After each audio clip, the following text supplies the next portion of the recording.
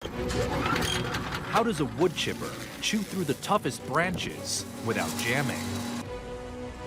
What makes a meat slicer cut ham so thin you can see through it? How can a dentist's drill cut through teeth as hard as rock? To answer these mysteries, we dive deep inside these extraordinary machines to reveal the secrets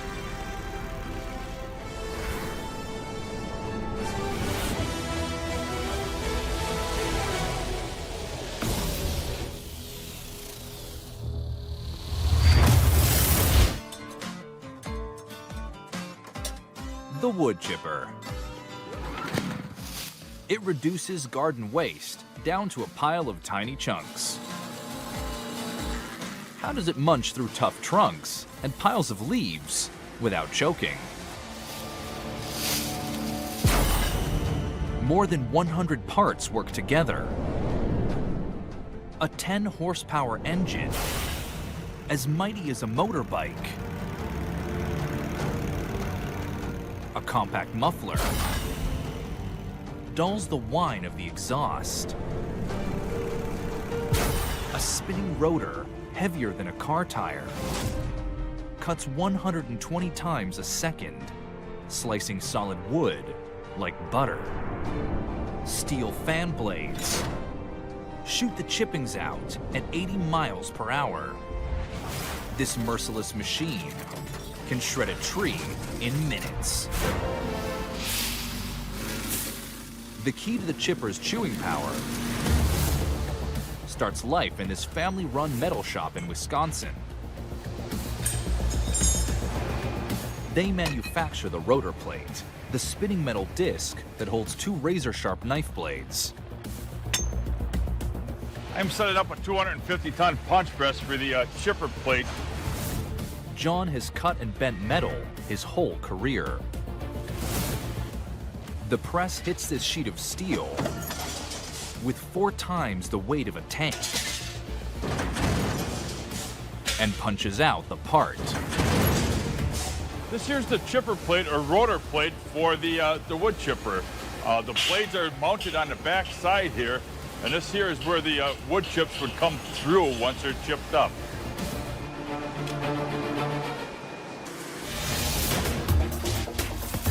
Branches aren't the only green waste that clutters your garden.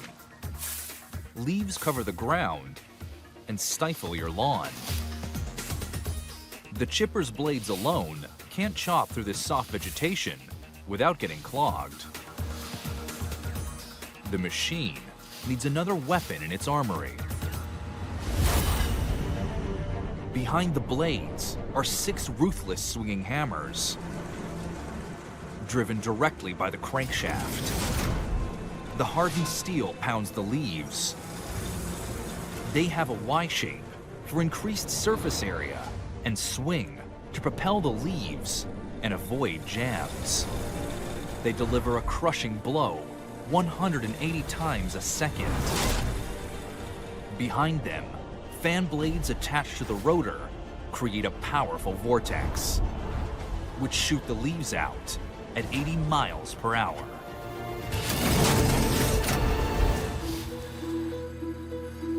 These flailing hammers spell the end for foliage, but they could also do serious damage to the chipper. The last thing you want is a Y hammer to come loose when the chipper is at full tilt. If it wasn't secure, it'd do a lot of damage, flying around and cause a lot of harm. Jeremy's mission is to make sure the hammers only smash the leaves. The challenge is that the hammers need to be securely fixed, but also able to swing side to side. Being able to move stops them getting clogged up with leaves. It's important for them to freely rotate, and we mount them on these pins so they can do that. Inside the chipper, the forces on the hammers are extreme.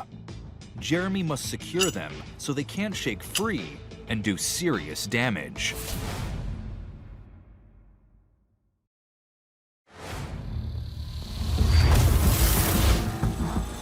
The wood chipper can shred soft garden foliage using the whirling Y-hammers that spin inside it.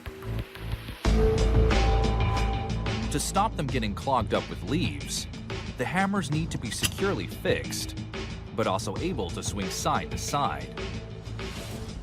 Jeremy welds the pins between two thick sheets of steel.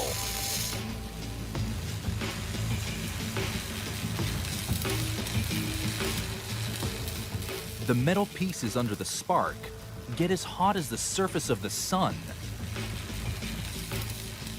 and melt together. The top plate is held securely now after it's been welded, but yet the Y-hammers can still spin freely inside here. As long as the chipper can keep its hammers and blades spinning, it should be able to crunch through any kind of garden waste. But the task gets more tricky when a thick branch is shoved in. Its success depends on a gadget at the heart of the motor. Ultra-sensitive flyweights spin with the blade. If the blade slows down, the weights fall inwards and pull a lever that reaches around the machine to pull open the throttle. This boosts the power within milliseconds to keep the rotor's blades spinning at the perfect speed, slicing through solid wood without breaking stride.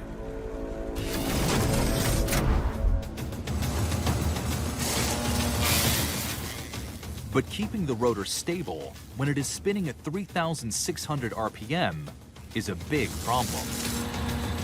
If it's not securely held in place, this 20-pound lump of metal could shake the chipper to pieces. The team on the chipper assembly line has devised a unique way to keep the rotor under control. When a branch is fed into the wood chipper, it puts a great deal of stress on the machine. Brian knows the chipper inside out. He's been building these machines for 15 years. To provide maximum support for the rotor, he must connect it directly to the engine shaft underneath. Only an engine with a shaft this thick would be strong enough to hold the weight of the rotor. The engine has a heavy 1-inch diameter shaft, and it's less prone to breaking or being twisted. With the rotor in place, Brian builds up the rest of the chipper, ready to do battle in the garden.